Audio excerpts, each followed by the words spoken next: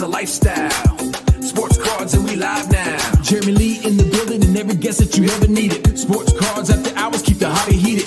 Updates, hobby talk like you never seen it. Sports cards live and none could ever beat it. Sports cards is a lifestyle.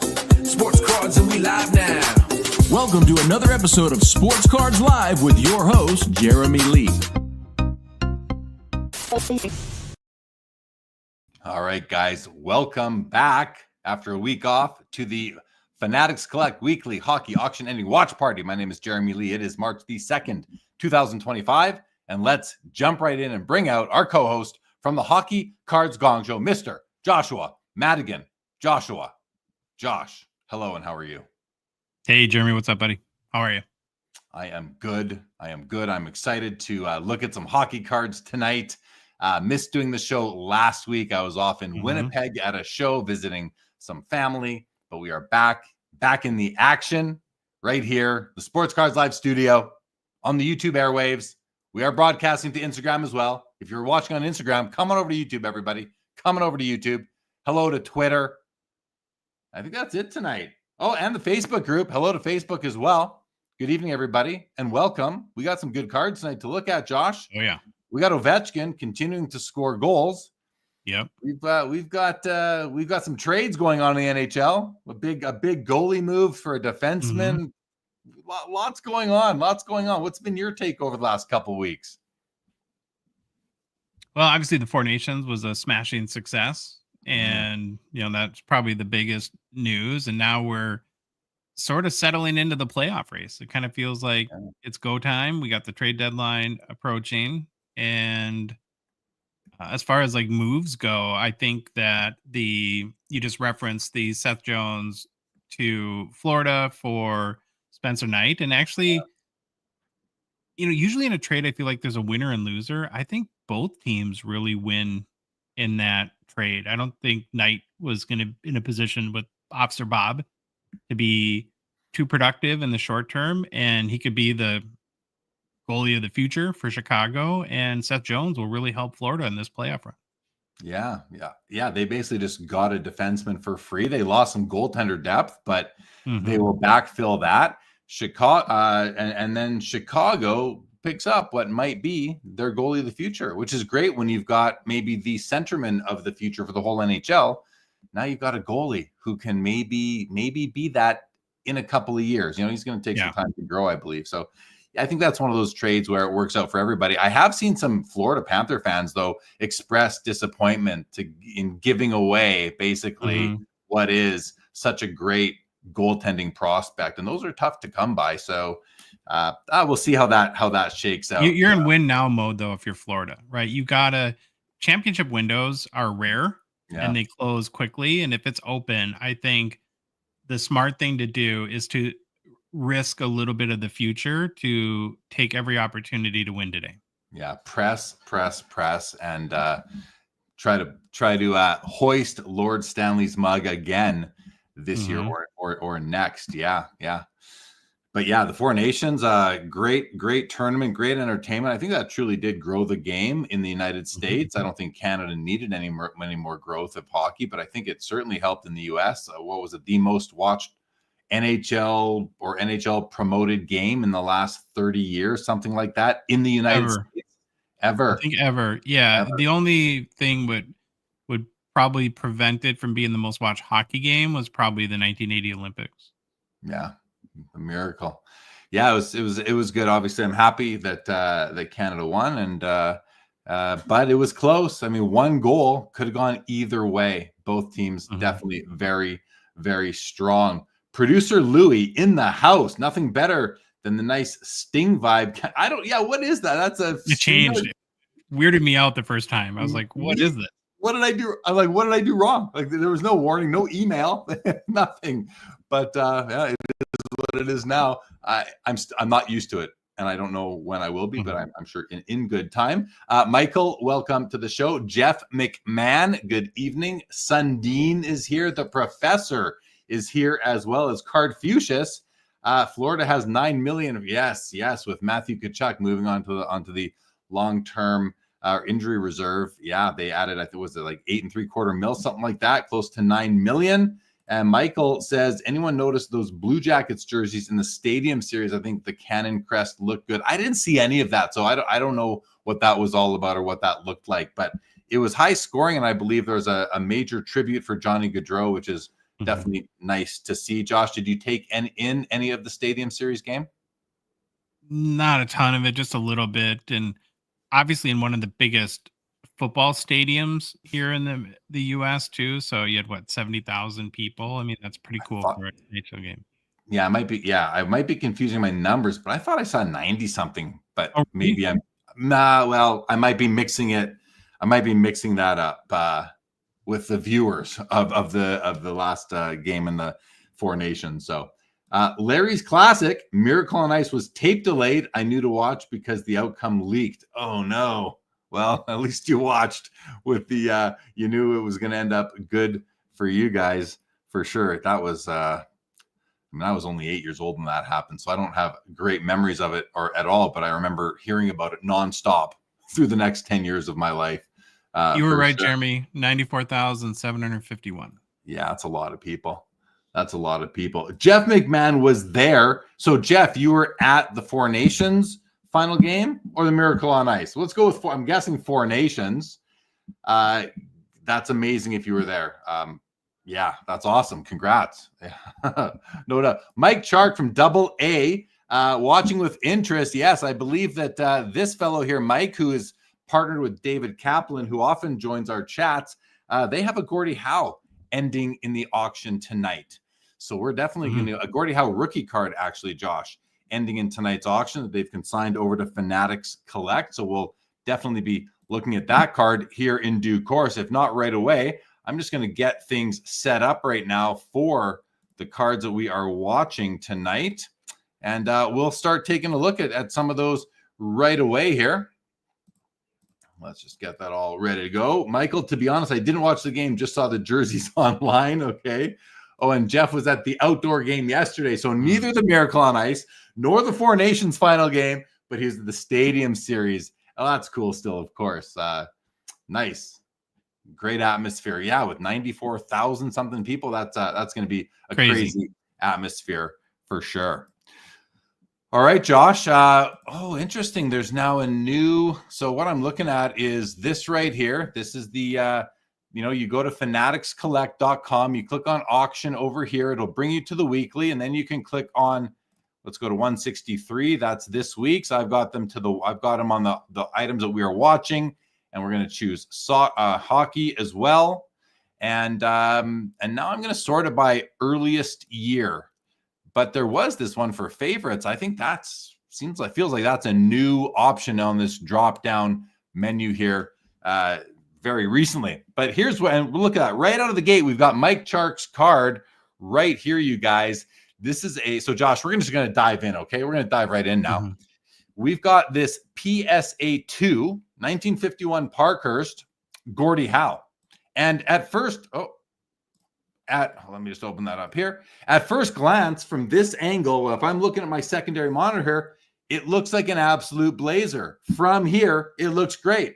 I haven't zoomed in on it yet, so let's zoom in on it now and hope we don't upset Mr. Chark in the chat.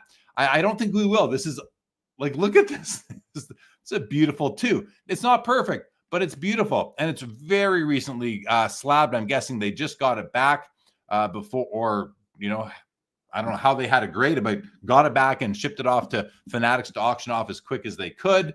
And right away, like four nice edges, four really nice corners for a two. They're not perfect, of course, but they're very nice. The color is popping. You don't have any fading on the black text nor the red. Maybe a little bit on the word series over here, but look at how bright the red is, up until that word. The black is solid. The registration is really good. You always see this shadow coming on top of his shoulders, but look at the hair and the eyes. Really strong registration there. You also have a bit of blue coming up above the black border there. Very common. And you can, as well correspondingly see a slight gap between the bottom black line here and the blue within the image, the background, but minor issues there. A few surface things I'm noticing, a little black dot there, some dots over here, a dot over there. but guys, this is a 2. And then what I'm noticing is there must be some creases or wrinkles here. And maybe Mike, if you're in the chat, you want to let us know, are there? Because I'm noticing like right down here, I don't know if you guys can see right there, I'm seeing what might be a crease right there as well, coming off let me just blow that up for you guys. Coming from right over here on the edge in this way, I'm kind of tracing what I think is a crease or a wrinkle or something like that. You've got one over here as well. I think that might be one right over there. I already mentioned that one. As we come up, scroll up the card, or down the card, I should say, it's tough to identify wrinkles and creases when you are looking at a card in 2 dimensions like this. Let's take a quick look at the back as well. Look at that. It does have the superior eye appeal from Fanatics Collect, which is top 5%, guys. Back is great. I mean, yeah, it's got a little stain there, but like, I don't mind that. That's really nothing. Looks like some light wrinkles perhaps on the back. What does Mike say? He says, should have been a 3. Of course, it should always be graded higher. Crease at the top right, you can see a faded white line. You got it. Yeah, I guess I was able to see some of that stuff. But listen, I'm nitpicking because I want to do the best I can for anyone who's bidding on this or considering bidding on this to know what they're getting based on watching this show. I'm going to leave you with this. This is, I mean, I don't know if I've seen a better 2. And I think that Fanatics Collect agrees with that, with the exceptional eye appeal, the superior eye appeal. Mike did mention a bit of lightening in the top right corner here. So there is some little bit of lighter. It's lighter up over here in the corner, but I don't really notice that. If Mike didn't mention that, I don't know if I really would have even noticed it. So this to me is a great copy, guys. It comes with the Fanatics eye appeal. I would attach my own eye appeal endorsement on it based on what I can see here right now in 2 dimensions. So great copy. $4,700 right now. Josh, what would you like to say about this piece? Yeah, I agree with a lot of what you said. It has so much going for it. I think it has more going for it than it does against it. And especially when you think about, like, we'll come across PSA 1 copies that literally look like they were fed through a wood chipper. And then you see this and it's like, this is for a 2 is, I think, just a beautiful card. And Gordie Howe rookies get spendy. And so if you don't have 5-figure budget, I don't know how you would do better than this, from a value standpoint. I don't think you will. Now, also, let's mention, didn't even touch on the centering. The centering's great. It's not perfect. Mm-hmm. It's slightly to the right, but it's also a full-bodied copy. This is a full-size copy. They're not all as wide, and this one has the width as well. So, to me, this is a great copy. This is a copy that you could even consider, like, if you have a 4 you're not happy with, or even a 5, a 3, you could downgrade to this, pocket the difference, and have what might be, outside of that crease there, a nicer copy from an eye appeal perspective. Mike says the crease is the faded white line top right. I guess it's that right there. Card is not lighter in the top right. Superior eye appeal is warranted. Yeah, superior eye appeal, I think, is certainly warranted on this card. I agree with Mike. Now, keep in mind, Mike is the consigner of this card. So, of course, he's going to, and I don't know if it's his own card or one that he's selling for a client of his through Fanatics. Doesn't matter. Either way, I agree with him, despite the fact that, we have to take it with a grain of salt because it is his card. But yeah, I love it. I really do. Okay, let's move along, guys. Second year, Bobby Orr in a PSA 4. Now, I love this card. You've heard me say that before. And I'm looking at this, also recently graded. It's before they moved from 8 to 9 digits, but still very recent. And gosh, I mean, from here, I love this card. Again, Josh, let's zoom in though. Top edge is fine, not perfect. Top corners are fine, not perfect. Side edges look to be good. I mean, yeah, slight rough cut. Bottom edge, really hard to see in the PSA holder. The bottom 2 corners look good. It doesn't have the fisheye that we often see in this region right here. I always look for that. I don't see it there. I don't know why this card is only a 4. That's where I'm at on this one. If this was a 5 or even a 6, I would not be surprised. Take a quick look at the back, see if there's something there that jumps out at us. Top 15%. I think that's fair. Of course. Yeah. I have nothing else to say other than similar to the Gordie Howe that we just looked at. This is, let's talk about centering for a second. It is off center to the left, similar to the way the Gordie Howe was, but it's a 4. And that means you're going to pay 4 or a little bit on the high side of 4 prices because it does have the exceptional eye appeal rating. I think it's a great copy, Josh. Like back to back, low grade, great copies, in my opinion. This might be with that change to PSA's grading standards, and maybe they are grading tougher or applying their standards more aggressively than ever before. You're able to find better cards in low grades, and that might be helpful to bidders. So I love the copy, Josh. What about you? Yeah, the only thing, zoom in as far as you can really quick, right by the right elbow. So the elbow that on the front there. Zoom in more if you can. Wait, this one here or this? Yep, yeah. The his right elbow. You see that line kind of going across the card there? Right here. I don't know if that's on the slab or the card, but that looks like card to me. And yeah, that could definitely be. It could be a scratch. I don't think it's a crease. No, it might be. This area here looks like it could be a crease, but it could be a scratch. I'm not sure what that is, but it's definitely something's there. And I don't think it's on the slab because I don't see it continuing into the black here, and certainly not past the edge of the card. Despite that, and if that is like a wrinkle or something, that's a problem, but the card still presents really well, and I think would not compromise the eye appeal designation. Great copy. Great copy. We also, lots of Bobby Orr here. Well, 2 more to come. We've got from the second year as well. So this card here now, let's open this one up. I'm going to close this. And I just want to see. Yeah, it's the same picture of him both. It's the same picture of him on another card from the same year.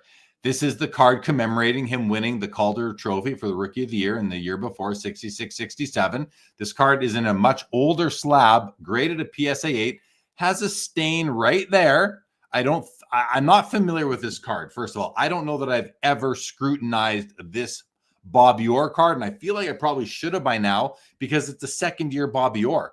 This is a card I think has some importance, especially if you're working on the Bobby Orr run, but I don't know. This looks out of place to me. Looks like almost like a tobacco stain or something like that. I don't know what it is, but I don't think that is meant to be there. Outside of it, though, the card is centered. It's a little bit low, but side to side looks good. Some slight clockwise tilt, nice corners and edges. But this is a second-year Bobby Orr card from the top set, just like this one is a second-year Bobby Orr card from the top set. So these make a nice pair. What do you think, Josh? First of all, about the card itself. Now, I don't love the aesthetic of it. I don't love the gray in between the blue and the red. I'd almost prefer white to be there. But the fact, Josh, that it's using the same image of Bobby Orr, what do you think of that? And what do you think about this card being from a subset or being like a special highlight or memorial card versus the true base card from the set? Well, I'd never seen this card until tonight, and so it's interesting from that perspective. Feels like it's not super common. And yeah, I mean, you think of today where it's endless inserts and parallels. This is sort of, these feel like this one, and then I also think of like the 1960, the all-time greats, right? Which is kind of feels like the first sort of insert set that that one of the first we saw in hockey. And so I think if you're a Bobby Orr collector, that this would be a great card. And the stain, I think that's the biggest thing you have to live with more than the centering on this card. Yeah, Yeah, Anthony says it might be overgraded for an 8 with that mark. It might be. You'd have to refer to PSA standards and see if this is allowed within a near mint to mint card, especially. And then you got to go back about. I mean, this card was graded, I'm going to guess, in the late 90s with that serial number and that label. This is an old grade. So, that's a long time ago. Things have definitely changed since then. So I don't know. Is it overgraded by today's standards? Perhaps. This, I think, is like, this bothers me. I wouldn't want that on my card. So I understand that. But I didn't even know that was there until I just opened this up right now. I'm more interested in this card itself. Like, this is the card that was off my radar, and it's on my radar now. I like it. I also like how they wrote out rookie -the-year. I like, just to make sure everyone knows what the Calder Memorial Trophy is. I like the card. I don't love it, but I like it, and it's on my radar now. I'll put it to that way. And it's not a bad copy. Clips for Tips, doing great. Clips for Tips wants to know, as a starting collector, what are some cheap players that you think are going to skyrocket? So first of all, if you're looking, are you a collector? Let me rephrase. Are you looking to invest, to buy and sell and get in and out? Or are you looking to hold for the long term? Because if you're looking to hold for the long term, either way, I don't have an answer for you, Clips for Tips. I don't provide that sort of advice or content personally. But there are lots of guys that will. So yeah, I'll leave it at that. Josh, anything you want to say to that comment? No, I mean, it's like, if we really knew the answer to that, we would be not on this show and collecting our millions of dollars because we were that smart. It's just find cards that you think are super cool, and research players and players you believe in, and trust your instinct. That's what I would. Yeah, I agree. Go for players that you like. Clips for Tips. Watch the rest of this show, because there will be some cards of some younger players that we'll shout out, and maybe those are cards or players that you would be interested in. All right, moving along. 1967 Topps Gordie Howe, PSA 8. Let's open this one up. Have a look at this, because I love the 67 set, guys. It's Bobby Orr's second year, and I just love the colors. I love the doodles that make up the people in the stands in this cartoon background, and the colors. I love it. So first of all, edges and corners. I'm going to go pretty quick here. Nothing at all jumps out to me as being weaker than an 8. Centering, it's low. It's off to the left. I'm not picking up tilt, I don't think. I'd have to measure, finely to be certain, but I'm not picking up any tilt. So outside of the off-centeredness, I like it. And then I'm just noticing, Josh, if you look to the left of Gordie Howe's face, you're seeing this registration issue, this thin white line, right? Coming between the blue and the skin tone. And it continues down the jersey here, right down the forearm, even to the left of the glove. It's minor. It's not...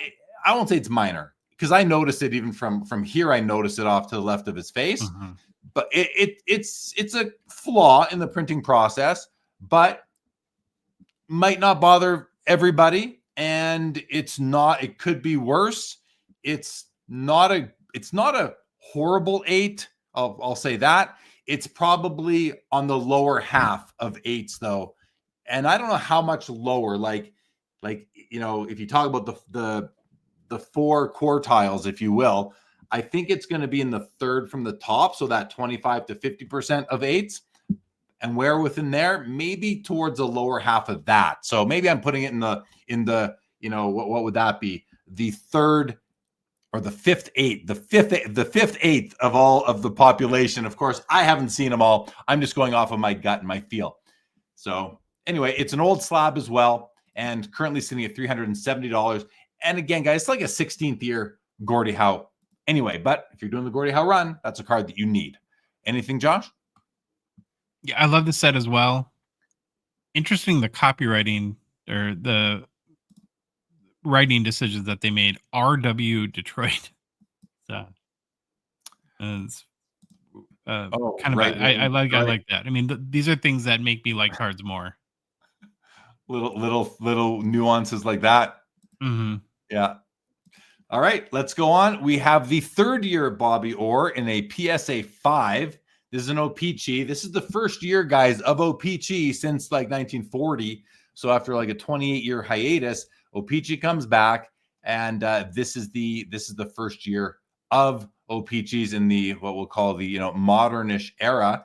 This is such a tough card to find centered, especially. This card is not sitting straight in the slab. It is definitely tilted in the slab. It also has some tilt to the print clockwise. This border on the bottom right gets wider as you move to the left, and vice versa on top. If this thing were to lay flattened out, I don't know if it might be diamond cut as well. Because why I'm saying that, and again, I distinguish, or I just call a card that, when I say tilt, that's a centering issue. It means that the image was printed on the card on a tilt. It's not square in the rectangle. So this one has tilt. Diamond cut is like a miscut. It's when the card is not a perfect rectangle, does not have 4 perfect 90-degree angles. I don't know that this card has 4 perfect 90-degree angles, because even though it's sitting on a tilt in the slab, if the right side were to fall down, when you look, I think that the left edge, this one over here, would tilt inwards, because it looks to me like right now this thing is perfectly straight. It looks to me like the left edge is sitting perfectly straight in the slab, and the right edge almost perfectly straight. So if this right corner were to come down, and you can see that it is sitting up higher than the left corner, if it were to come down, I think this top right corner moves clockwise this way, and I think this top left corner moves this way, but that corner stays stationary. And now so that's how I'm kind of running this through my head and thinking that this is a diamond cut card. It's a PSA 5. It's the slab is, it's not brand new, but it's probably in the last 10 years. And this is a tough card anyway. So this is typical for the issue. Josh, what do you think? That's the point I was just going to make, that you have to adjust your standard a little bit as far as like what threshold you are willing to accept when you're looking at certain sets. And I think this is one of them. There's 5 PSA 8s, 3 PSA 9s, and 0 PSA 10s. And frankly, it's a miracle. I mean, to find one of these centered would be a miracle. And then for those 9s and 10s, I would be very skeptical that they are not altered somehow, trimmed or something like that. I just would be, because it's like an impossible card. Or sheet cut as well. Sheet cut could be the other way that would happen. Now, this is great. Michael points out, same photo again for the Orr. And yes, it's the same photo 3 years in a row. So this, in essence, this is, I don't mean this, guys, but could we consider this a rookie card, since it's got a picture of him from his rookie year, just like his second year, right? Yeah. Not the first year. So, but maybe even a second year card, the picture was taken during his rookie year. In any event, 66 now the rookie card has a picture, and 67 and 68 and the Calder Trophy card in 68 have the same picture. Maybe more, maybe more of them as well. We have a Tony Esposito, O-Pee-Chee rookie in a PSA 8 holder. Let's take a look at this. Great card. Newly graded. This is a new slab. It's interesting, Josh. I noticed this on several copies where you see this. Can you guys see along the bottom edge and the right edge? There's like this blue. Yeah. This blue ink from the back is sort of leaking through to the front. And this is common on 69s. I've seen it a lot of times. And it's one of those things. It's like, you think about the 1960 Stan Mikita rookie. You have those red pixel ink pixels seeping through from the back of the card to the front. This is that same sort of effect, I think, that's causing it, whatever it is, just a really wet ink or something like that. But aside from that, the card is really nice. Top edge, corners, left and right edge are all clean. Corners are clean. Color's good. I love the hockey stick coming down the side. I think this is a good 8. I do, Josh. It's a good 8, maybe above average even. Might have a slight counterclockwise tilt, a little bit of a widening of the border coming down the left side, but a good copy overall, I think. Josh, what were your thoughts on it? Yeah, I think a good value, good 8, and a really nice representation of a Hall of Fame goaltender. All right, perfect. Let's keep on rolling. 1970, Swedish Master Serian, Ken Dryden. Fanatics is calling it a rookie. The hockey hobby typically does not consider this to be Ken Dryden's rookie, but that said, why not? I mean, well, why not? Because of the rookie regulations, I suppose. Why not? Nationally available and from a pack and all these things. I don't know what Swedish Master Serian was, how this was distributed, but it came out, it looks like, at least a year earlier than his Topps and O-Pee-Chee rookie card. I'm not really familiar with this card, Josh, but it's kind of cool. He's playing for Team Canada, maybe in the, well, this can't be the 72 Summit Series because this is 1970. So I'm not sure what this is. Or is that in fact a Team Canada jersey? Maybe that's something. I don't know what that is. Does anybody know what this uniform is that Ken Dryden is wearing here? Because I don't know. And then I see here, Josh, PSA has Master Serian in one word, but on the card it's in 2 words. Let's take a quick peek and see what's on the back. Back is blank. Nothing.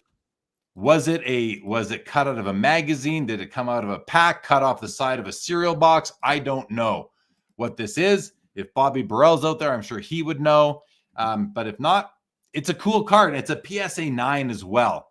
We're not seeing any population data to go along with this. This is an interesting piece. Josh, are you able to look up the pop date on this? Yeah. Give me 1 second. I'll zoom in on the population right there for you. Linda says, or Michael, Michael, it would make my life so much easier if you change your screen name.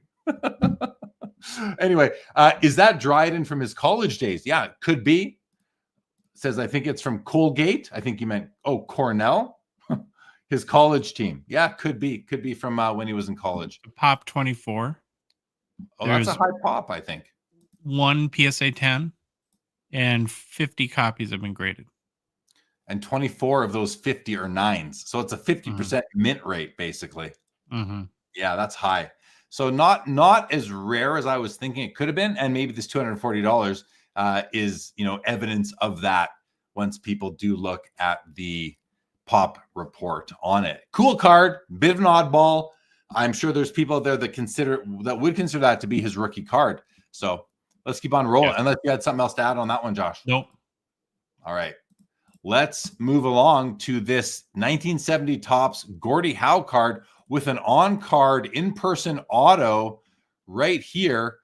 And I don't know, is that ballpoint? I don't know what that ink is because it looks a little thick to be ballpoint, but maybe it is. Doesn't really, I mean, who knows when this was signed? It could be a very fine Sharpie that is faded. I don't know what that ink is, but it's authenticated by Beckett Authentication Services as authentic. It's an authentic 1970 Topps Gordie Howe, Josh's favorite design in all of hockey cards, and pretty cool. I mean, although there's probably, he lived a long time, so there's probably a few of those out there, but with the movement towards more on-card auto vintage cards, this is a card that I think is going to, should garner some attention. I would expect more than $70, and maybe we will get there tonight. Josh, your thoughts? Yeah, I mean, for a Gordie Howe, any sort of auto, $70 seems like a pretty good value.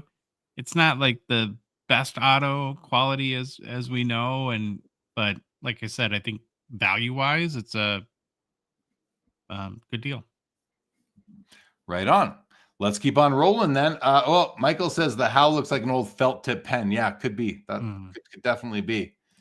Says it's definitely different and cool. Nice piece for a Dryden collector on the Dryden. Yeah, I think so too. All right, no Peachy Gretzky rookie, VG7, which is BGS. Let's take a look at this piece now. And I haven't looked at it closely earlier than right now, i.e. when I was prepping for this episode. I did not analyze this card. I often don't, guys, by the way. But let's take a look now. So right away, it's off center. It's high on the card. Side to side is pretty good, but it's a little bit to the right, as you can see. So the off-center, I much prefer, if I own an off-centered card, that it's off-centered vertically versus horizontally. And this has that feature. So, it makes me also think, like, if this was better centered, would they have graded it higher? If this was, perfectly centered, this might be an 8 or maybe even an 8.5. Who knows if it's got the rest of the chops to be a 9. But let's take a look. Top edge has that typical O-Pee-Chee rough cut. Top right corner, I think, like the top left corner looks good to me. The top right corner, as you can see, it's got a little bit of, like, the blue doesn't quite form a tip. So you're going to have a corner, like a penalty for that on the grade. Something going on right here too in the top corner. I don't know if that's a fisheye or a scratch in the shirt. Probably not a scratch. Probably it's a print defect of some sort. Coming down the right edge. Looks pretty clean, light rough cut. Bottom right corner, nice, not perfect. Bottom edge, really nice for the rough cut. Bottom left corner, nice but not perfect. Left edge, very nice, slight rough cut. Rougher on the top than the other 3 borders, that's for sure. Registration clarity, as you can see from the oil drop, which is where we kind of go for that first indication of the print quality, we can see that the oil drop is low. It's low in the pocket here. And that, I believe, is also showing up with this shadow, this reddish orangey shadow coming off the bottom of both legs. And the face is a little bit blurry. The numbers on the sleeves are a little bit off as well, I believe. And then the word Oilers is on a lower plane than the word Edmonton. So these are the things that we notice when we look at this card on a regular basis, as we do. Otherwise, the red and the black, the blue and the black is nice and tight, which I love. I hate when there's a white sliver in between the blue and these thin black lines, and we're not seeing that anywhere. We're seeing some slight encroachment on the inner white border of some magenta, but just a little bit. Doesn't really bother me much. It's because the oil drop is low and only slightly to the right versus a lot to the right and a lot low. So the impact of that registration issue is kind of minimized to these issues that I pointed out. And then even on the oil drop on the chest, you can see there's almost like there's like a ghost there, right? You can see the blue, and then you can see it goes like in a Venn diagram sort of way. It goes almost black or dark blue, and then it goes red on the bottom. And you can see some light blue coming off the chest logo right here. So, it's got a registration issue, but I've seen worse registration issues. Is where I'll stop on this one. I think it's probably a 7, a near mint card, and despite its issues, it's not a bad copy. Josh, what do you think? Yeah, I mean it's a 7, right? So it's going to have issues, and I think from an eye appeal perspective, especially at a distance, like the registration issues are going to be most apparent the closer the card gets to your face. That it's a pretty decent option. For sure. Agree. Quickly to some comments. T-Dot, welcome to the show, says 70s hockey is cool. I love the 72 O-Pee-Chee Stanley Cup card. It's rare and still cheap. The registration is off on the Gretzky, which he doesn't like. He says that I love saying magenta. Yeah, I kind of hesitate. Magenta, red. What do I want to say? Okay. And he says the first thing I look at with the Gretzky is his face. Yeah, the first thing I look at is the oil drop, always. I go straight to the oil drop. The face is kind of the last thing I look at, to be honest. Okay, next up, 79 Topps Wayne Gretzky, rookie card in the BVG8. Let's take a look at this one. Again, the Topps card is always produced to a higher quality than the O-Pee-Chee. Centering-wise, top to bottom, basically perfect. Left to right, it's shifted off to the right. Edges and corners, clean. Top right corner, not perfect. Edges are good. I was going to point out what something going on right here, but I don't know if it's really is that one of those? I'm not sure what's going on right there. I can't tell if that's just fray or something. Rest of the edges look good. Bottom right corner might be the other. Yeah, it might just be a little bit less than perfect.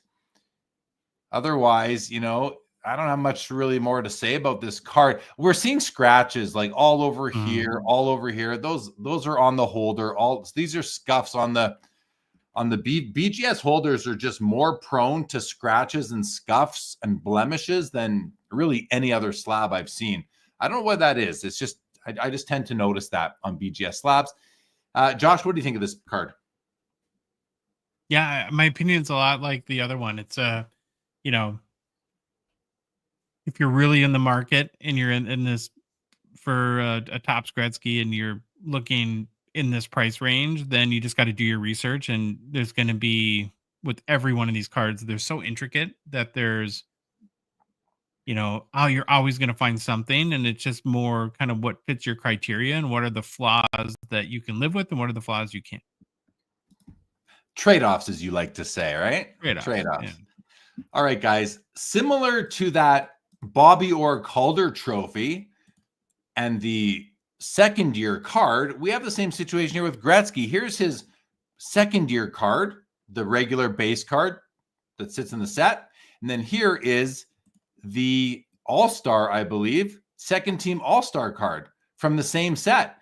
Thankfully, we have a different photo. I mean, we got to give him some credit for that. Different photo from this card to this card. These are both OPGs, and these are both really tough cards to find in good condition because the dullness of the blade, it's almost like OPG did not sharpen the blades after the 79-80 set going into 80-81. So many of these are very, very rough. Same with the year after as well.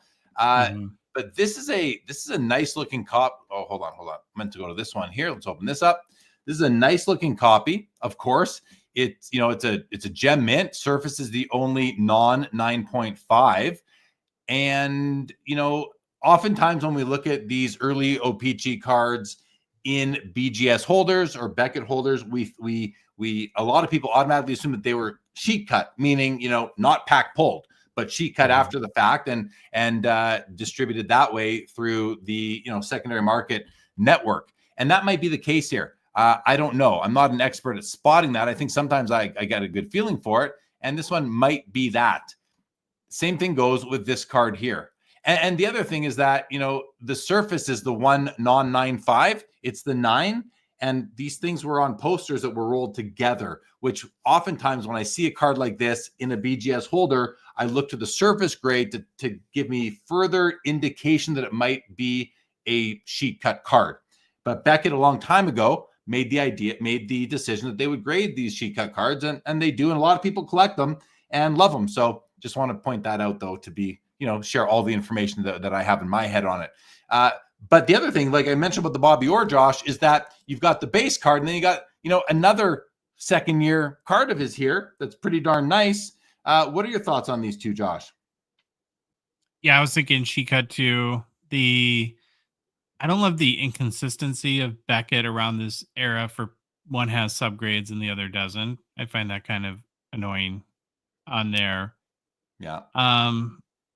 Yeah, and again, it's a preference thing. Like I prefer the romanticism of a card coming out of a pack and somehow surviving all this time in mint condition versus being shoved in a tube and then cut it later. But then again, I don't think there's anything wrong with that either. I just think it's a personal preference kind of thing. Yeah, a big fan of both these cards. Yeah, they're just awesome. They are. And, I own a copy of this one. I don't own a copy of this one.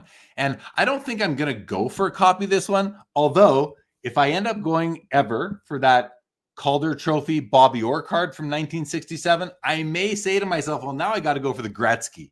Because you know what I mean? Like, have both of those together. Yeah. I like second year cards, guys. I grew up in the, in the 80s and early 90s of this hobby when second year cards were hotly pursued in many cases. But guys, let's not stop there. We've got 3 more Gretzky cards from 1980. Do we have 4? No, 3 more Gretzky cards from the 1980 year, including this one right here, which is the goal leader card. Thankfully, another different picture of Gretzky, another BGS 9.5. These cards, I never loved them, Josh, because there was so much of the card, like more than the lower third here is taken up with just text. I wish I would have just left that to the back and give us an action shot. Still a nice looking card here, though. Despite that, I like how the blue up here in the bottom of the puck is the same blue down here. It kind of ties it all together for me. But I remember as a kid wishing that there was like, where's his legs and his skates on this card, you know? Oh, yeah. And again, it's nice to, I guess it is nice. Assist leader, Gretzky, power play goals, 13, game-winning goals, 6, tied with some other players. Pretty cool. I just wish it was on the back. But another second-year card right there. And same with these two here. These are also from 1980. These ones are not in PSA holders, in BGS holders. They are in PSA holders, and these are coming in. This one at a 9. For a second-year Gretzky card and a PSA 9, I don't know the pop on this, guys, but I can't imagine it's over 150. I can't imagine it's over 100. Josh, would you mind? Yeah, give me the number real quick and I'll look it up. Yeah, and there's 2 of them here. So the first one is the assist leader, and the second one is the assist leader. No, this one is mislabeled. Sorry, this one is mistitled by Fanatics. This is the scoring leader card. Marcel Dion and Wayne Gretzky tied for first in points in Gretzky's rookie year, I believe, and Guy Lafleur was in second place, or third after the tie between Gretzky and Marcel Dion. And then the assist leader, Gretzky first, Dion second, and Lafleur third. But the fact that these are both PSA 9s, they are both, right? Yeah, they're both 9s. I think that's a big grade for that, Josh. Have you found the pops, or one of them even? Yeah, I'm just about at the PSA, that one right there. Is that the assist leaders, the real assist leaders one? I'm sure. Here's the assist leader one. Okay, yeah. So that at PSA 9 is a pop 55. And that's card 102, correct? That's 162, and 163 is the other one. Yeah, they're back-to-back in the pop report. 162 is assist, 163 is scoring. So, yeah, 162, the pop 9 is 55. There's 19 PSA 10s. That's this one it's here. Like about 600 graded total. Okay. And how about the other one? Card 163 is a pop 9, or pop 114 PSA 9. Ooh. And then there's 9 PSA 10s and about 665 graded. So a much higher mint or better rate for the scoring leader card, like almost double than the assist leader card. And right now, the assist leader card is at 150. The scoring leader card's at 115. So the hobby at this moment is favoring the lower pop card. These are, listen, these I've never collected these myself. These non-simple base cards. These are subset cards or whatever you want to call them. And I've never collected them. I'm good with his main card. I love the main card in the set. But if you're doing the full Gretzky run, you need these, and these are great cards. And I mean, without getting, we can take let's just zoom in on one of them anyway. And yeah, I mean, it looks very clean to me. Mm-hmm. It's got the rough edge at the top, the rough cut, top and bottom. Actually, all 4 edges have the rough cut. It's a nice looking card. It looks. But you also get the opportunity to have Marcel Dion and Guy Lafleur on a Wayne Gretzky card as well. Yeah, I mean, they were the stars of the day. It looks a little faded to me, but that might just be the way they were produced. Because let's look at this one now for that. See, it's got a little fade, but I don't ever remember these being, bright and bold in color anyway. So, Okay, let's keep on rolling, guys. Oh, actually, let's do some comments really quick here. First, T-Dot says, yeah, it looks sheet cut, those BGS ones. Linda says, Ryan Walter making an appearance on the Gretzky second-year base. Yeah, I always have loved seeing that there when you got the opposition's captain, like nice and clear in the picture. Fun fact, Topps took many of their photos at the Washington Capitol Center in D.C. as they were headquartered in Washington at the time. Rob Scott agrees with the pack-pulled center. Yeah, me too. I like my cards pack-pulled as well. Linda says the Topps version had the scratch-offs were brutal. Yeah, those I kind of like those, though, because there's so much. I like the rarity that they create, I should say. Okay. Steve Yzerman, rookie card in a PSA 8, $96 right now. This card, oh, yeah, I remember why I wanted to. We usually wouldn't look at a 6 Yzerman. We'd look at 9s and 10s. But this one makes me dizzy, guys. Now it's an 8. If this was a 9, I would be having a heyday on PSA, but it's an 8. And it might be the ugliest 8 I've ever seen. It might be the ugliest 8 I've ever seen, you guys. Just look at this thing. I mean, first of all, I look at it. It makes me dizzy. I almost need to lie down looking at this card with a bucket beside me. Number one, look at how, I don't know if it's diamond cut and tilted, but just look at the right border, how it gets narrower as you come down the right side, and it gets narrower as you go up the left side. It's also off center. It's really high, and it's off to the right as well. But then look at how you feel like you need to put on your glasses. Look at the detail here in the outer red border and the inner pink border. Look how misaligned that is with the black border, those thin black line borders that are supposed to house those red and pink stripes. And those red and pink stripes are saying those black borders today, I'm going to make a bad joke. They're basically saying we are like, should I say this? Oh my God. Probably if you're thinking about it that long, probably not. Probably not, eh? Maybe I won't say it, but I was going to make reference to the Canada-US border and how, Trump has had issues with fentanyl coming across the border. And I'm saying to myself, I'm going to say it. This red and pink stripe are like the fentanyl coming over Canada to over the Canadian border into the US. Now, I don't know if that's actually happening, but that's what came to mind, guys. In any event, this car just look at the gap. Look at all the gaps right here. Ugh. The red, like, look at that. Look at under the picture of him.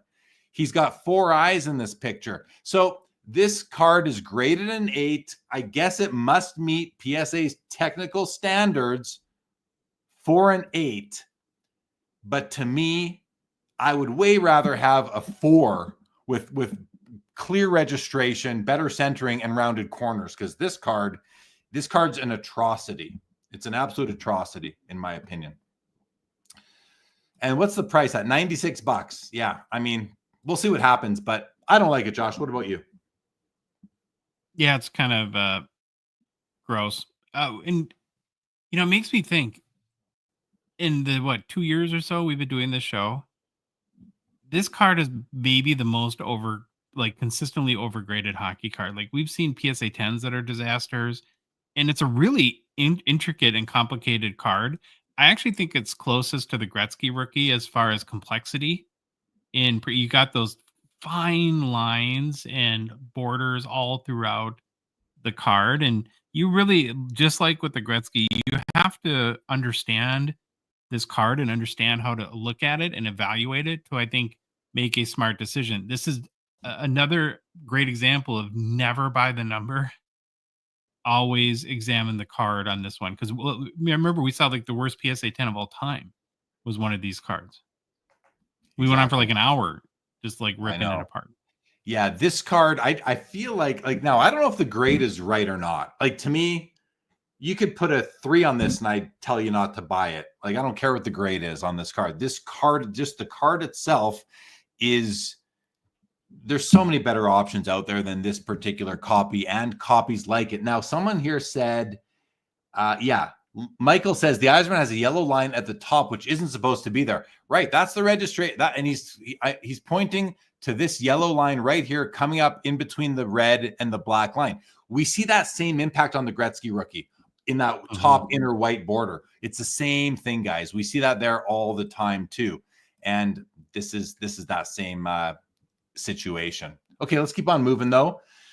All right, we've got a 1984 Topps Wayne Gretzky PSA 10, the All-Star card. Again, not the base card. This is an All-Star card from the set, and it's a Topps, and it's a PSA 10. And Josh, are you already potentially looking for the population on this one? If not, I'll do it really quick. Should I do it? Or I have it open, so if you can just read me the number real quick. 8126 2820. 8126 2820. I love the card. I love the referee in the background. I love Gretzky's about to take a face off, and he's just, I don't know what he's looking back at. See where he almost looks too casual here to simply be looking back to see where his line mates are. I almost think I don't know what he's looking at right there. The scoreboard, maybe. I'm not sure. The crowd, who knows? But I think it's just a really cool card right here. I'm a fan of this one. Josh, did you find the pop? Yeah, 46 PSA 10s out of 1,357 graded. 36 or 46? 46. Out of 1,350, let's say. Almost a 3 1/3% gem rate. That's low. So this card's going to go for, I bet this card goes for, I don't know what good money is for this card. I don't know what this card sells for. It's like a 5th-year card, so it's not like it's going to go for huge money, but it's a 6th-year card. I had to count on my fingers there. Anyway, cool card right there. Cool card, right, Josh? Anything to say? Yeah, I love, 2 things I really love about this card is the 99 on the sleeve being as prominent as it is. And then I'm always a sucker for the sloping down NHL logo. Yes, this one right here. Yeah, it looks great. It really does. Yeah, LGC makes me laugh. It's Fantilli. Canada sent Fantilli to the US. That's a good one. That's a good one. All right. A Mario Lemieux 85 O-Pee-Chee rookie card and a BGS 9 with above average eye appeal from PWCC. That's the older PWCC eye appeal assessment. And it is, so the subgrades would mean that it is maybe better than a simple 9 mint, because this is a mint with 3 pluses, each plus representing a half point on a subgrade. You've got 10 centering and 9.5 edges. That's pretty good. Now, you then think to yourself, is this thing sheet cut? Guys, I don't think it is. No. I don't think it is. Look at that top edge. That seems like that would be really hard to replicate. Now, not impossible. There could be some great artists out there, but I think that would be hard to replicate that. That looks like an O-Pee-Chee rough cut to me, but, it might not be. You just never know. Card looks good.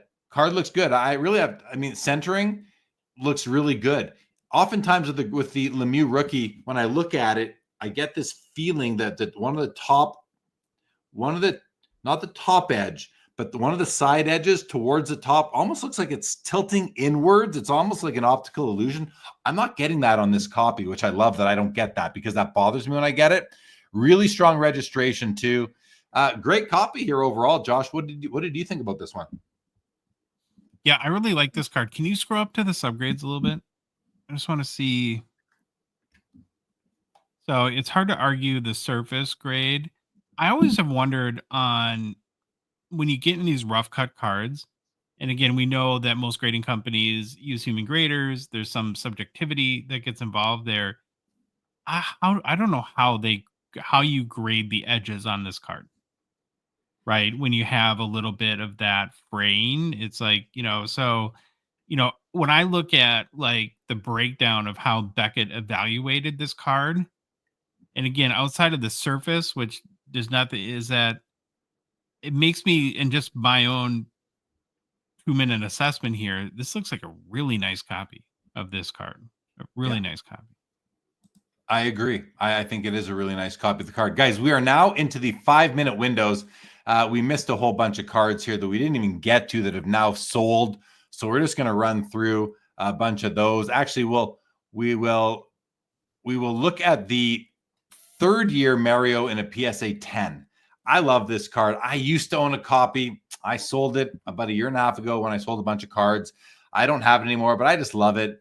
This is a PSA 10, slightly off center to the right, but just a nice card. I like the card. I can't really see anything too terribly wrong with it. Slightly off to the right, but is there tilt? I don't know. I don't think so. I think the card is on a slight tilt in the holder. I do see a little black dot right there that I don't know if I've noticed before. I don't know if those are, maybe someone knows if that's on several copies or not, but it's a 3rd-year Lemieux. If you're working on the Lemieux run, it's not as long as the Gretzky run as far as pre-junk wax era goes. You start 6-7 years later, and this is the 3rd-year card. And again, sitting at $340 right now, not so bad. Plus buyer's premium, not so bad. Josh, do you have any thoughts on the 3rd-year Mario? Nah, just cool. I mean, brings me back to my youth. So these have sold. The 89 O-Pee-Chee Gretzky PSA 10 did $228 tonight. PSA 10 Yager O-Pee-Chee Premier did $156. The Mario Lemieux Pro Set PSA 10 did $31. The Gretzky did $43. And this Gretzky Fractal Matrix Die Cut PSA 10 Pop 2 sold for what seems like a pretty nice $192. Now, I don't think we're going to see anything on the second page, unfortunately. No, we're not going to see anything there. So we're going to go back to the top and look at what else is sold. So the Gordie Howe is still going. $5,500 plus BP, put that at $6,600 out the door. I still think that's a great value card right there. I love the copy. This Eye Appeal second year Bobby Orr PSA 4 still going at $500. And it's going to go into the next window as well. Gordie needs a bid in the next, 2.5 minutes to go into the next window. The Calder Bobby Orr is at $550. The Gordie Howe 67s at $450. The third-year Bobby Orr is at $350. The Tony Esposito rookie sold for $408. The Dryden Swedish is at $260. The Gordie Howe Auto is bid up to $98. The Gretzky O-Pee-Chee BGS or BVG7 sold for $2,880, guys. And these three are still going. And these are going. This Gretzky did $444. The Yzerman did not get any further bids, which I just got to say, I'm happy that no bidder paid more than $115 for that. I think that's to me, that's still about $75 too much, but I just think I just don't like the card at all. $468 on the All-Star PSA 10 Gretzky. And that's what we've got there. So unfortunately, I'm going to refresh now, Josh. We're going to lose all the sold cards, and we're only going to have, so now we'll see some of the rest of the cards that we were looking at that have not yet sold. And let's jump into these. So Pinnacle Certified Mirror Gold with coating Wayne Gretzky PSA 8 is sitting at $370. Now, these are not numbered on the back. I have a feeling that they're thought to be out of a certain number. I don't know what that is, though. Are they out of 300 or it's not 30? That's for sure. Let's close up these windows. I think it's the Platinum Mirror Gold that's out of 30. That's right. That one's out of 30. This one might be thought to be out of 300 or something like that. Something like that. From a pack odds perspective, or even a stated print, it might be something you could find in Beckett magazine. It's a beautiful card, though. I actually like these better than the ones with all the breaks in them.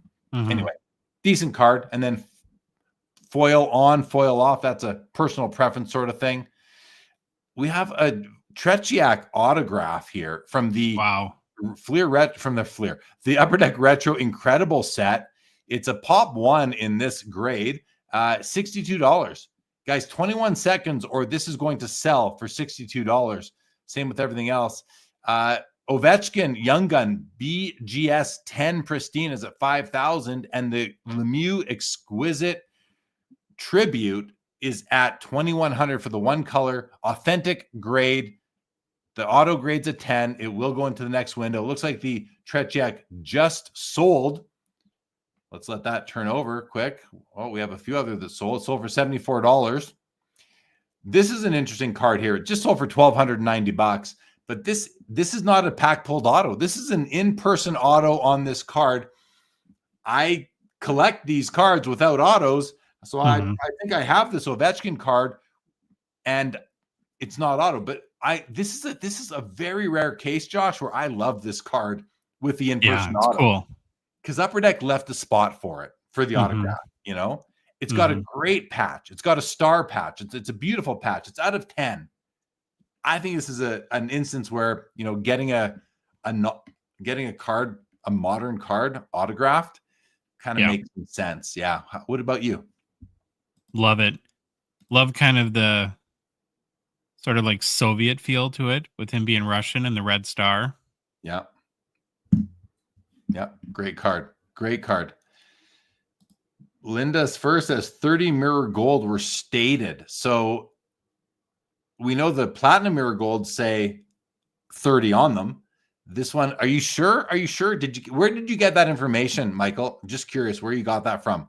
Is that from Beckett magazine or some sort of hobby publication? Robert Scott says Tretiak auto seen. Yeah, I think that was a bargain at $75. I really think that was a great price on that one for sure. The Ovechkin Young Guns has now been bid up to $52.50 for the pristine Beckett 10 label. This is a Nathan McKinnon rookie year National Treasures, triple mem auto on card, sold for $990. Connor McDavid Young Gun PSA 10 sitting at $1975, needs a bid to get into the next window. And then these three cards, we didn't get to them unfortunately, but the Gordie Howe Ionics holographics sells for $40. I love these, by the way, Josh. I think they're rarer than people realize, and I think they're really nice too. Have you ever done a deep dive into these Ionics holographics? I've done a personal deep dive, and I bought that card here tonight. Yeah. Hey! Yeah, these are super rare, and they're slept on because they come from 2020 extended, which is generally thought as garbage. Extended's gotten a little bit better. Like Upper Deck's really worked on it. These are the picture isn't good because there's actually a rainbow foil to them. And I actually, before the auction, I looked at a bunch of sold copies, and either they're all off-centered like Beckett thinks they are, or, sometimes I don't know how they consider the centering. And so, and I'm going to crack this one and just put it in my top loader binder anyways. But I think that they got the centering wrong on. I think what they're doing. I do too. I think what they're doing is they're measuring from the X to the H, like the border up here to the border down there. And maybe all of them have that. All of them have it. I know. And that's why I think that they got it wrong. I just don't think that Beckett did their homework on this card. Doesn't really surprise me that that's the case. So I think you're not going to find a better centered one. And I don't know if I don't even know. What I'd like to know is, were they all miscut by Upper Deck's vendor, Upper Deck's printing? Maybe. If that's the case, then then if they're all, but it's not like a bordered card where it bother you anyways, right? These cards you never really consider the centering on, and so as far as like appreciating the card, and I didn't really find, I don't care if that maybe the corners are a 9. There's really nothing that felt egregious to me on the corners either. And so I just thought that this card was undergraded to some degree. And, they go for a lot more than this raw. I'll tell you that. Yeah, I think you got a steal. Great buy. I love the card as well. And it's a set where you can also pick up the Gretzky and the Crosby. There's the Patrick Waugh. I mean, this is a great deck list. Yeah, it's a tough card. It just doesn't have a lot of exposure in the hobby. So yeah, great card. Congratulations. I love it. I love it. Connor Bedard, Young Gun Raw does $180, and a Dustin Wolf PSA 10 Young Guns does $62. I think to that guy who was asking us earlier, who was it? Where did he go? Where'd he go? I'm just scrolling up the comments here. Clips for Tips said, "How are you guys doing today?" Oh no, he said here, players you think are going to skyrocket. I'm not going to say he's going to skyrocket, but I think Dustin Wolf is the real deal and will be among like a top 3 NHL goaltender in due course. So that could have been a really good deal right there. Okay, so what else has now happened? The McDavid Young Gun sells for $2,370. The Ovechkin does $1,290. McKinnon $990. The Lemieux is still going. Needs a bid in the next 4.5 minutes to get to the next window. The Ovechkin Young Gun BGS 10 does $6,300. Gretzky did $444. The Lemieux BGS 9. Opeachy rookie did $2,130. I think that's a good deal. I think that's a good deal right there. $144 on the higher population PSA 9 second year non-simple base Gretzky. That was a lot of words to describe it. And $204 on the lower pop 9 copy. $960 on the All-Star card right there. $4,080 on the second year Gretzky card in a BGS 9.5 holder. We're up to $1,900 on the Topps BVG 8. $115. See, this was at like $70 or so when I said about the Gordie. I said I think this should go for I wouldn't be surprised. I wouldn't be surprised to see further action. It's gone up at least 50% since then. I think that makes sense. 456 on the third year or 540 on the 67 Gordie Howe. Ken Dryden still going. The Gordie Howe has now sold for $6,600. No further bids after we saw the last one. 600 on the second year or, and a 660 on the other second year or. It does have twice the grade. This is an 8. This is a 4, but this is not nearly as important of a card, and you'll get a better deal on it for sure. So with all that said, I think we can now refresh one more time, Josh, and see how many cards we have left that we are watching tonight. We're down to 5 cards that are still going. And we'll see what happens here. So unless you have something to jump in with, Josh, I'm going to go to some comments. Are you okay? Yeah, go roll comments. First of all, LGC is congratulating you, Josh, on your pickup. Michael got that information on the Platinum Gold or the Mirror Gold from Trading Card Database. I think we're going to trust. I think we trust what Trading Card Database has in their database. So thank you for that, Michael. Appreciate the follow-up. Says the 96-97 Platinum Mirror Gold numbered 1 to 30, serially numbered to 25, and 31 to 130, serially numbered to 30. But it's not serially numbered. That's the problem. It's not serially numbered. So now I'm wondering, are we talking about the same thing here, Josh? What do you know? Yeah, there's so many parallels that I get.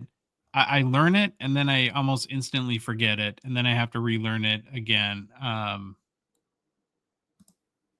Let me check. When we look at the Platinum Mirror Gold, you see in this banner right here where you see Mirror Gold, it'll have a stamp 30, whatever, 25 out of 30. It'll sit right here and here.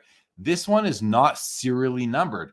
So what Michael, who is Linda's first, has put on the chat, and we have on the screen right now, this is not consistent because it says right, I'm guessing you cut and paste this, Michael. It says that the last, look at those last couple words, serial numbered to 30.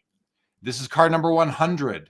So it fits within that 31 to 130, but it is not serially numbered to 30. So is that a misprint on Trading Card Database?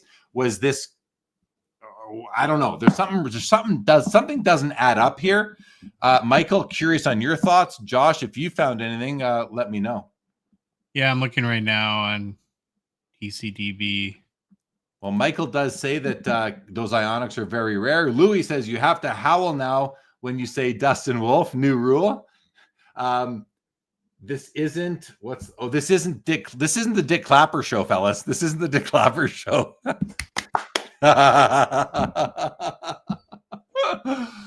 Sundin says 1 in 5,320 packs for the Ionics, according to an. Oh, I wonder where they got that, because platform on Cardboard Connection, it was unannounced, and sometimes though, a little sneaky like pro tip that is, it must be for legal reasons. A lot of times these odds get announced on ePack.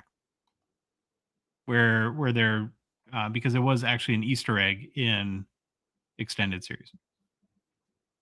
Oh, you're talking about Ionics, yeah, mm-hmm. yeah. LGC Platinum Mirror Gold numbered versus Mirror Gold not numbered. So this is a Mirror Gold. It's not a Platinum Mirror Gold. And Michael's comment was to Platinum Mirror Gold. Right. So yeah. So. And I believe this information on the screen right now, numbered to 25, I believe those were the goalies, if I'm not mistaken. And then after that are the non-goalies. So I think the goalies in the Platinum Mirror Golds were to 25, the non-goalies to 30. But this is a Mirror Gold. So what is this thing numbered to? Okay, Michael has come back and given us some more info. He says they were supposed to be numbered, but Pinnacle had a production problem and didn't number them, but said they were out of 30. The serial number sentence was quoted. Yeah, I figured you quoted it from there. Mm-hmm. Yeah, I mean, so they just put Mirror Gold in there after they had an issue. That's the information out there. So anyway, it is what it is. Still a pretty cool card. Now, what's going on? This is updating. It's updating slowly. Did something happen? Let's see what's going on here.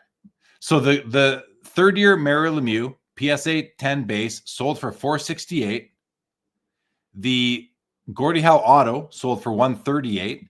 The BVG8 Topps Gretzky rookie does $2,280, and we're left with 2 cards now that I don't know why this updating blue banner is still here.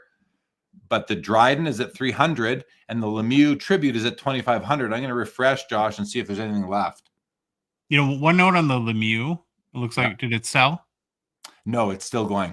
Okay. Is that, actually where traditionally we don't love one color patches, but given that, and this is from Exquisite Basketball, right, in that year, and it's one of, as you know very well, one of the most patch swapped sets that there probably is in the Steve Yzermans are riddled with known fake patches.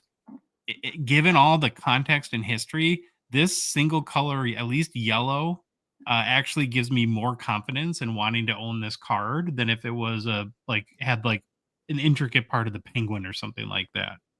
Does that make sense to you? Oh, it does make sense. Now, I'm gonna show you guys, because I have images of I have 14 images of this card that I collected back when it came out in 2010 or so, and I can show you what. And I'm going to show you just to. Okay, so before I do that, because let's just see what's going on here with the auction for a moment. So we have 2 minutes. Okay, so I'm going to do something here, guys. I'm going to do that, and I'm going to do this and this and this and this and this, and finally that, and then for a final grand finale, this. So here is my collection of images that I collected over the years when this card came out. So the one that we have on sale tonight is maybe this copy. I forgot to check the serial number on it, but look, one color, 3 color, 3 color. This is the same card, graded and not graded, so I just have 2. That's the same card, but a beautiful 3 color that doesn't raise any suspicion. Here's a beautiful 3 color. Here's a 2 color. Here's a 3 color, and then you got this one where I don't know for sure, but I even put, if you can read, I put questionable in my file name because I was like, this thing just looks different than the rest of the 3 colors to me. 1 color, 3 color, 2 color, 1, 1, 1. So some of them I don't know what the serial number is because I can't read it. I couldn't read it. But when you compare the autographs, you just know that they're different copies sort of things. So, but there you go. So like Josh said, this one, if I can make this bigger, is that going to show up for me? How can I make that bigger? Yeah, that's when you're actually given the all the context and history of that set that makes you nervous. Right, exactly. So here, I'll show you it this way. So there's this one, like just the stitching, like this is number 16 to 25. You don't see that on any of the other ones. Like that's not the same patch. That looks good to me. That looks good to me. That looks good, like good, and then you get into the other cards from the set. So yeah, who knew when I was collecting these images, like, back 15 years ago that it would pay dividends here on a show like this tonight. Hey, Josh, oh, no kidding. Do you have that card? I do own a copy of that card. I don't even think I've put it in this folder yet, but yeah, I bought my copy not too long ago, like in the last few years. And my copy, let me go find it really quick here. It's going to be in my tributes folder, because I'll show you it. Here we go. Yeah, so my copy, I don't think my copy shows up in the folder, but there's mine. So it's it's basically a 2 color. There might be a little bit of black up there, but not a copy that I'm at all concerned about being not real. So, okay, let's go back to the auction now, which is what we are here for. And it looks like both cards are still going. We did miss the turnover of the clock, but they're both still going. Here they are.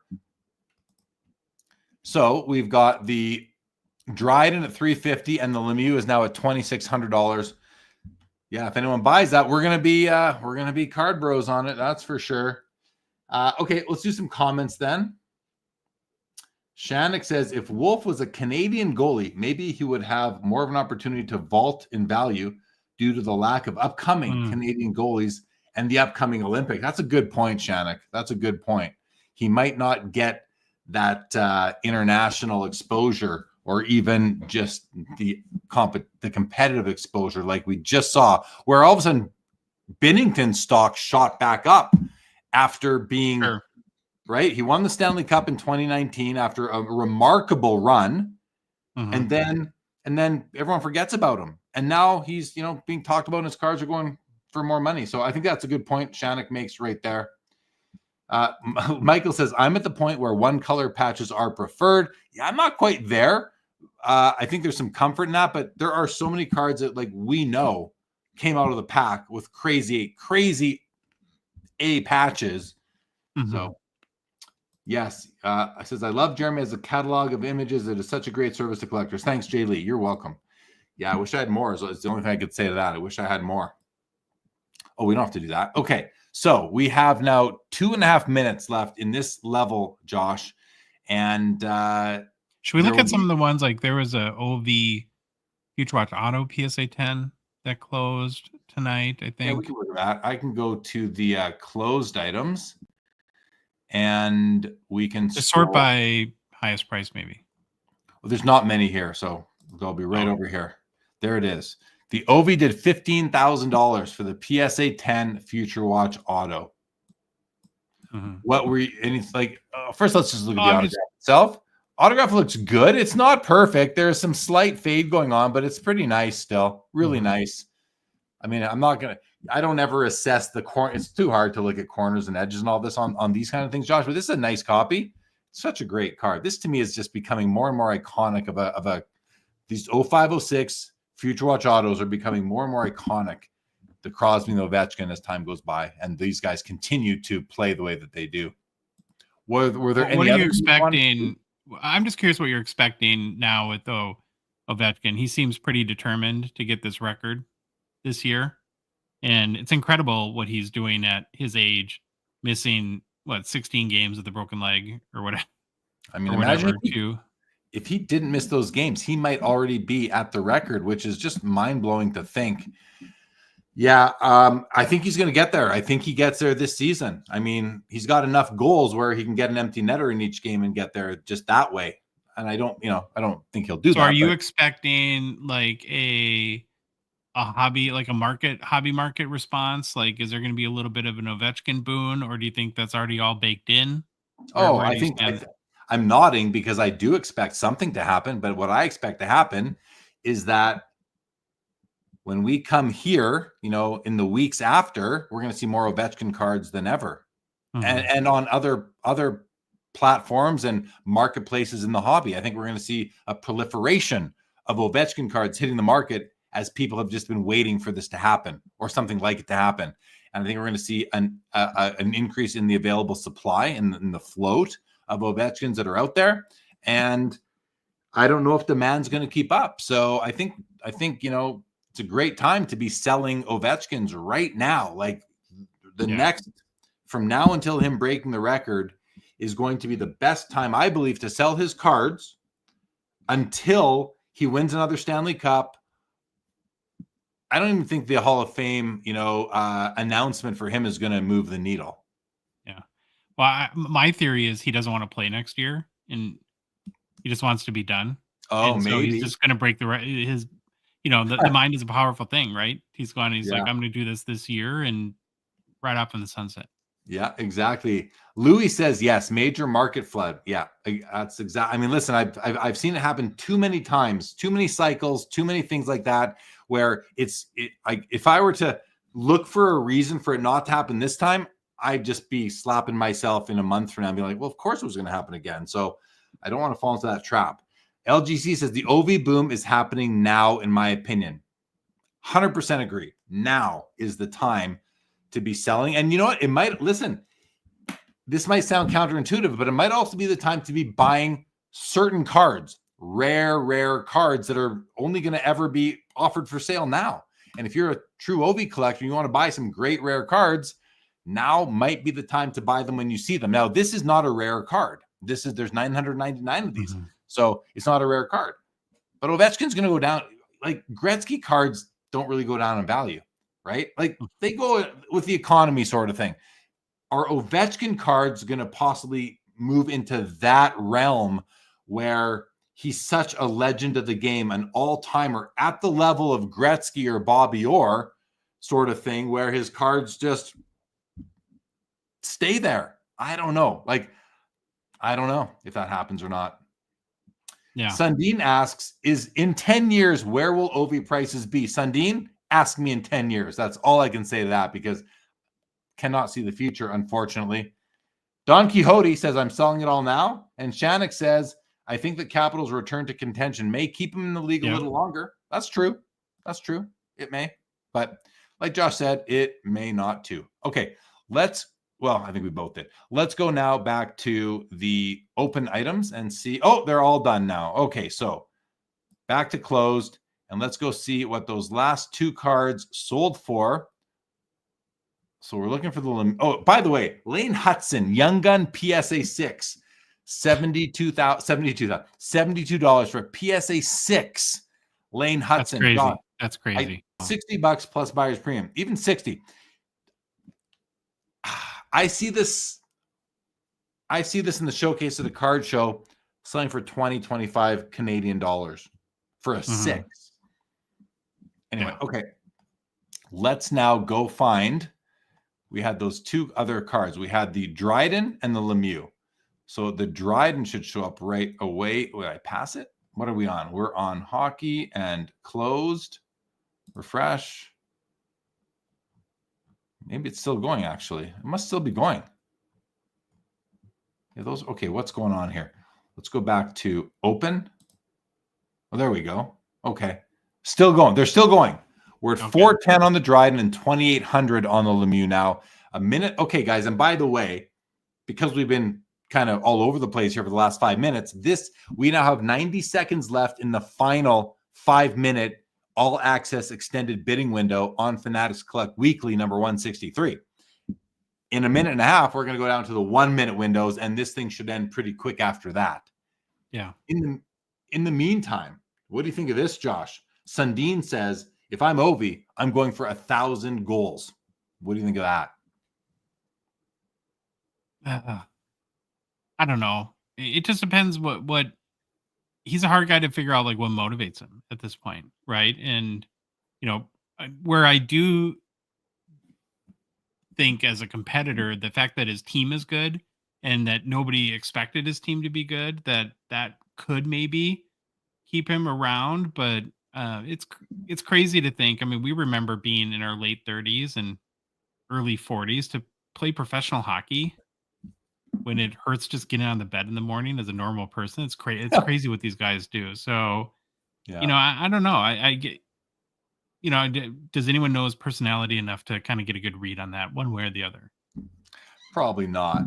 Not here with us today anyway. But Don Quixote here says, I don't think he will retire either way as well. So sort of another opinion on that. And these are all fair opinions. Brett says the only man to reach the 900 goal plateau would be tempting too. So, yeah, he's got about 16 to go, something like that. So he'll right because he's going for 890. Is 895 the record? Yeah, 893. Yeah, is the record. 895 is the new record, and then he'll need 5 more goals.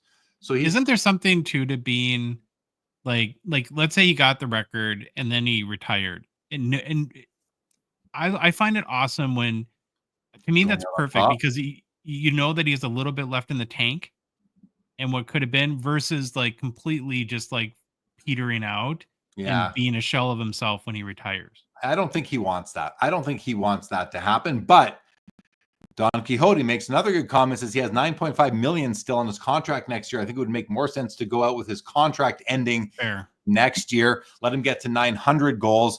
Guys, this Dryden is about to end. The Dryden is about to end. Yes. Okay. I was confused with another comment from Michael there. Looks like the Dryden's going to sell for $504 on the Dryden. Lemieux is now at $2,900 and still ticking.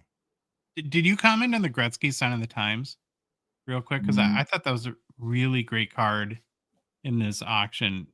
I did, but I didn't, but I just because we're in the 1 minuters. Do you want to look at it after this ends? I'm happy to look at it, but I just don't want to. You would know better than me.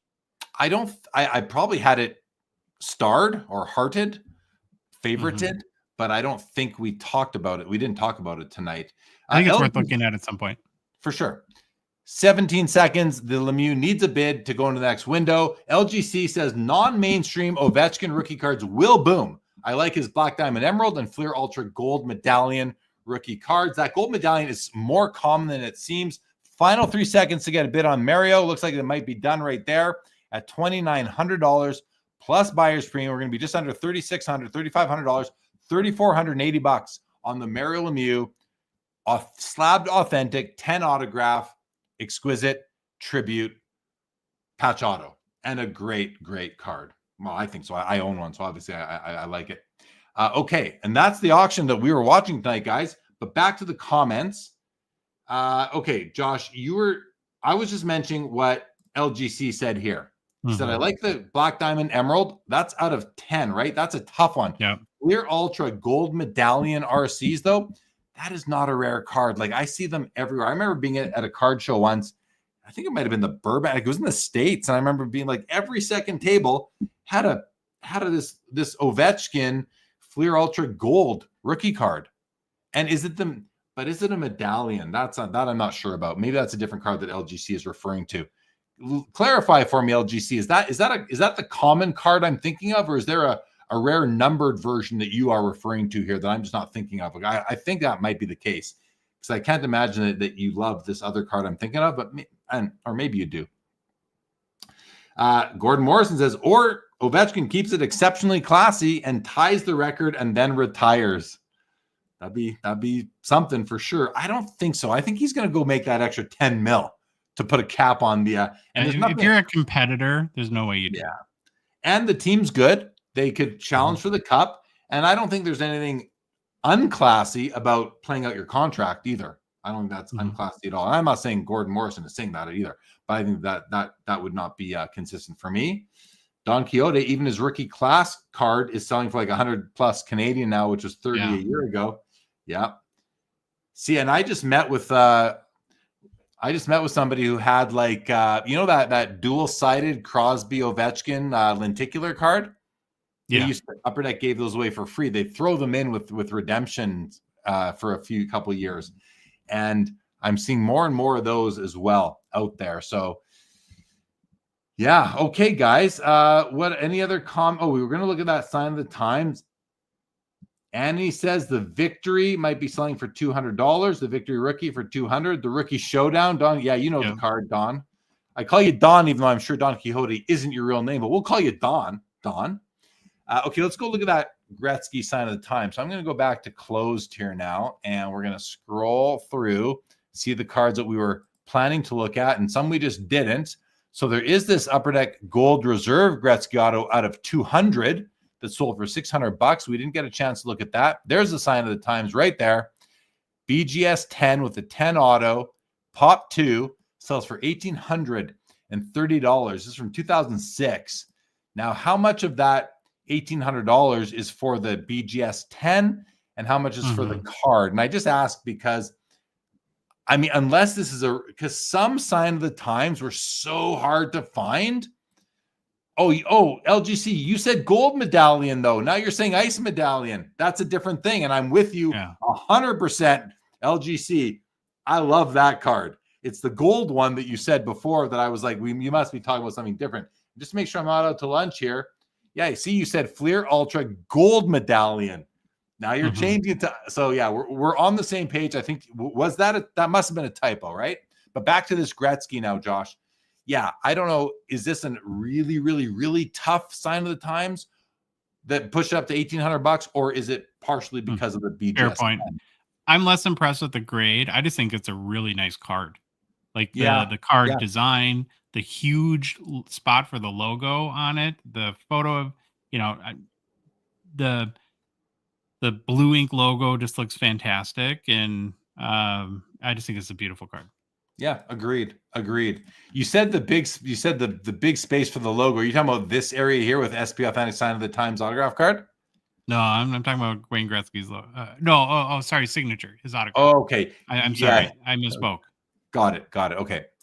Yeah, lots of room for the auto, which I love as well. Yeah, it's a great card.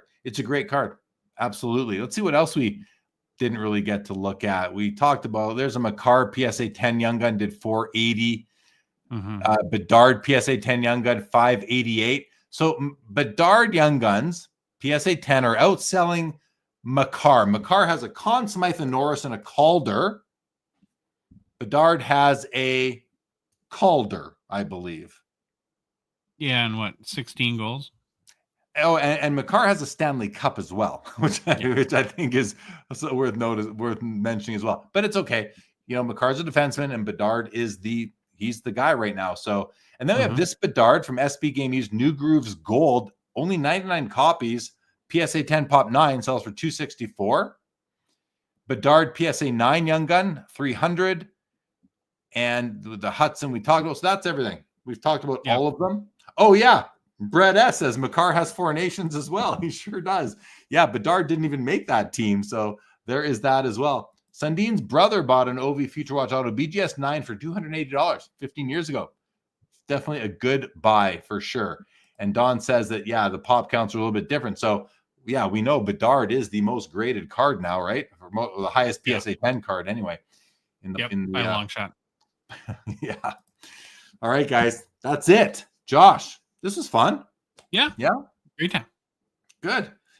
What any special features and any of this upcoming week's episodes of the Gong Show we can look forward to? Are you doing any more Road to Infinities? I know you did one recently. Are you doing any Mount Rushmores? Anything special on this week's on the episode that's going to drop in a few hours? It went, so we did the new Jets Mount Rushmore. We had interesting conversation on what to do about base cards, and then really looking forward as well to Wednesday night. We're doing, because Series 2 comes out Wednesday, so we have Celebrini and Mitchkov Young Guns. We're doing kind of a little bit of a tradition now, a release day live show with Billy Celio from Upper Deck. Will be live with us that night. We'll be giving away some Series 2, opening some cards, and talking with Billy about his approach to building the set. Nice. That's awesome. Break the product, have the brand manager there, and talk about building the set. That's something that we were not doing this 5 years ago, never mind 6, 7 to 30 years ago. So that's really cool. I will try to. So that's Wednesday night. Yep. At 7 Central, 8 Eastern. There you go. Thank you, Don Quixote, for coming by. Thank you, Michael. We went for 3 hours last night, didn't we? Not tonight, though. Thank you, Dutch, for joining the show and letting us know you are here. Sundin, yes, there was at least a Young Gun, a couple others, I think. Michael, another great night at Sports Cards Live. Thanks, Jeremy and Josh, too. Thank you very much, Michael. Thank you, Brett. Thank you, LGC. Producer Louis says 0 points in the last 4 games and a -6 for Bedard. Yeah, he's young, right? He's going to be a little bit streaky. I don't really have many fears for him in the long run for being a key player. So thanks, LGC. Thank you, Robert Scott. Thank you, Josh. Thank you, everybody in the chat. Thank you, Fanatics, for putting on a great auction tonight. Thank you, Sundin. Guys, this episode of the Fanatics Collect Weekly Hockey Auction Ending Watch Party with myself, Jeremy Lee, and Josh Madigan of the Hockey Cards Gong Show for March the 2nd, 2025 is now. Bye, guys.